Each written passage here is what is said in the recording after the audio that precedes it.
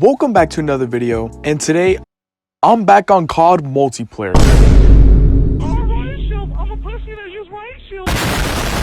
But today I actually wanted to talk about why games need big content creators in order to survive. I just feel like at this point and in this day and age, if a game doesn't have content creators, it just won't survive. Like the first game that comes in my head when I mention this is Splitgate. Because don't get me wrong, that game was pretty fun, but in my opinion, the reason that it died so fast is because of the fact that it had no content creators whatsoever. Like the game came, people thought it was good, but no one made content on it. Like people were hyping up this game so much, but it just fell flat because it was so bare bones to the point like creators couldn't make anything off of it. And if they did, it was already everything we've already seen. And the game really didn't innovate like at all. I just feel like when a game tries to innovate and add something new, that's when new players and streamers start to stream the game. And even YouTubers. If someone as big as like Nick Merckx were to stream Splitgate consistently, I feel like the game would have gained way more traction than it did. And people would actually take the time out of their day to play the game. Like yeah, content creators made streams and videos here and there talking about the game, just trying it out, but no one actually played it consistently. And the game right now on Twitch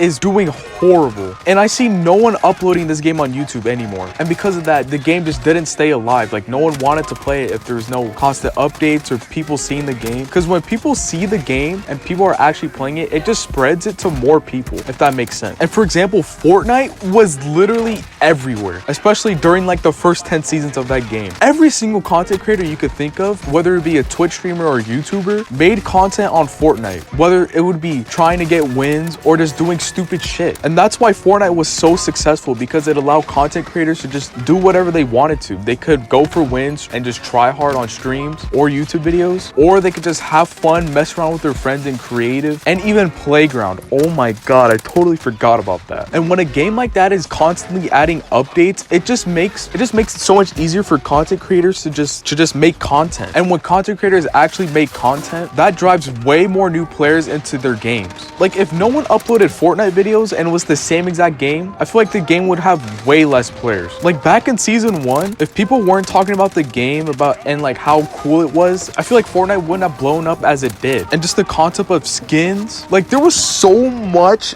in that game that I realized, like like content creators could literally do anything they wanted.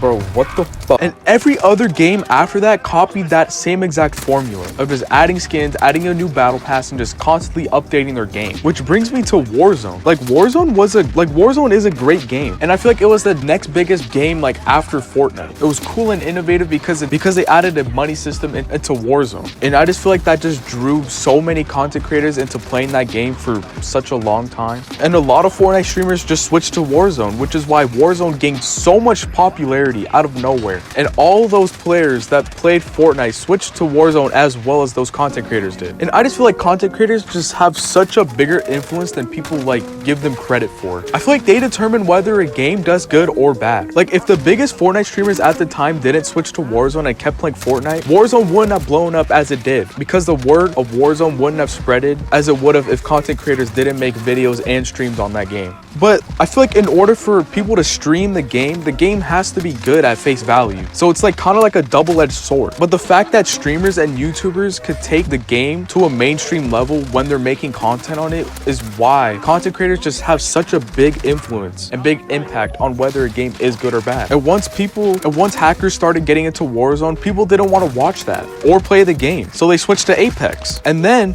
Apex got a huge spike of players when people were switching from Warzone to Apex. And you know why? Because the biggest content creators, such as like Nick Merckx, I don't know why I keep saying his name, but his name just keeps coming up. Like Nick Merckx and Tin the Tap Man switched from Warzone to Apex, and Apex got a huge boost in players. And that brought so much more attention to Apex, and so many more people were invested in that game. And now we're just at a point where content creators are just making content on their games, and they're just waiting for the next big game to pop off. They're just waiting for games that they like, so then they could spread the word to their audiences, and then their audiences will play the game, and they'll most likely like it if their favorite content creators do like it as well. There are a lot of great games that don't do numbers on Twitch or YouTube that are very successful, but there's not a lot. And yeah, I don't know. Let me know what you guys think in the comments below, and I'll see you guys in the next one.